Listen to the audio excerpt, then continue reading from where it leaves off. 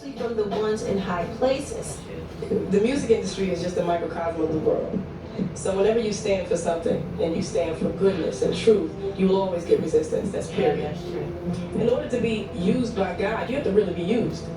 You know, we always want to be used for the glorious jobs, but that's not being used. Sometimes in order to be used, you also have to be humiliated. That's true. You have to be humiliated sometimes. You have to be kicked and beaten.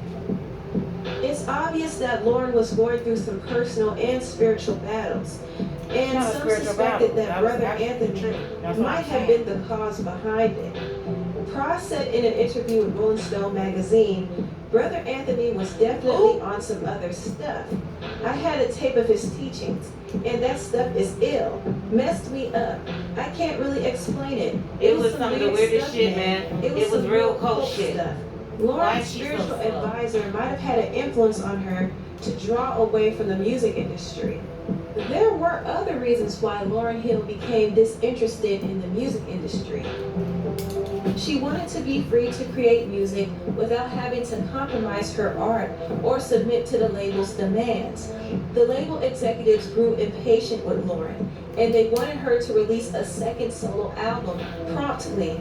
Lauren followed her obligations. In 2001, she performed the first song off of her second project called Adam Lives in Theory. Many viewers were surprised at the change in Lauren's appearance. Lauren had cut off all of her locks and wore casual baggy clothes because she was pregnant at the time. She marked her return to the Essence Awards with a simple acoustic performance instead of a grand She's a musical little crazy show. right there. She She performed her did. song Adam Lives in Theory, which was an allegorical breakdown of mankind's fall from grace, using Adam and Eve from the Bible as an example. The song was received with indifference by the audience. It was something that they weren't expecting. Lauren's new musical era as a whole was unexpected. In July of 2001, she taped her MTV Unplugged special after spending all night in the studio with Nas and her producer Salaam Remi. Even though Lauren was tired and hoarse from singing, she still showed up to record her special. The new material she performed had a lot of heavy topics. In some songs, Lauren boldly exposed the depravity of people in power, and she rebuked the government and the criminal That's what justice system happened. for its There you go. corruption. There In you other go. songs, Lauren addressed the carnality and woes of mankind. Lauren's record contained a lot of spiritual themes, some of which may have been too ambiguous to grasp. However, her poetic expression of her spirituality was sincere and not at all contrived. One of the more touching moments in the special was when Lauren performed Peace of Mind. She broke down in tears as she expressed her heart to God, asking Him to free her mind. Her vulnerability was heartfelt and courageous. In between songs, Lauren spoke honestly about her personal struggles as an artist. I had created this public persona, this public illusion, and it held me hostage. When we submit our will to someone else's opinion, a part of us dies.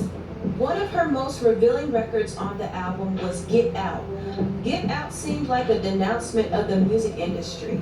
Lauren was tired of being controlled, and she did not want to compromise or sell her soul to the machine. She wanted to get out of the industry.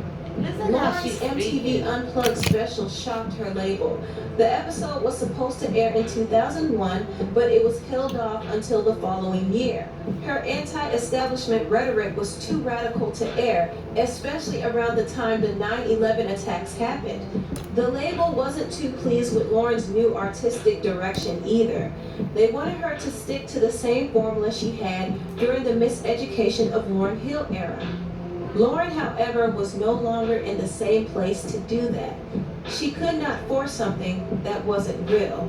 Executives at Columbia and Sony Records were frustrated because they invested a lot of money on Lauren's second project, and they wanted a return on their investment.